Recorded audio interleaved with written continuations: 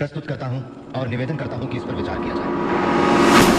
दोस्तों, क्या आपको पता है कि आरक्षण हमारे देश में सिर्फ एक कोटा नहीं है, बल्कि देश में फैली असमानता को मिटाने का एक हथियार है जो हमारे देश के फाउंडिंग फादर्स ने तैयार किया था, लेकिन आज हमारे लिए चर्चा का प्रमुख विषय बन गया है। बाबा साहब का कहना था कि आप शिक्षित बनिए, संगठित रहिए और संघर्ष करिए। उनका मानना था कि आरक्षण के द्वारा हम देश में फैली असमानता को मिटा सकते हैं।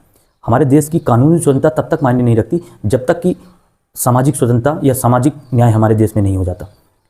परंतु आज इसमें कुछ कमियां देखने को मिलती हैं। हम देखते हैं जो सुविधा संपन्न लोग हैं उनको आरक्षण का ज़्यादा फायदा मिल रहा है बजाय उनके जिनको रियल में इसकी ज़रूरत है। दूसरे नंबर पे देखते हैं कि योग्य विद्यार्थी इससे पीछे रह जाते हैं और देश की प्रतिभा बाहर चली जाती है। में जात की पॉलिटिक्स इसका सबसे बड़ा कारण है।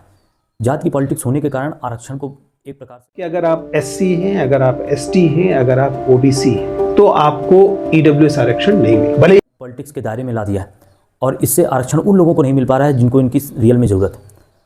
अब सवाल ये उठता है कि बाबा साहब ने इस आरक्षण को क्यों लगाया था। उनका मानना था कि जब सब लोग बराबर हो जाएं तो देश में एक बार फिर से अमन और शांति फैलाई जा सकती। अब हमारे सामने मुख्य सवाल ये नहीं है कि आरक्षण होना चाहिए या नहीं।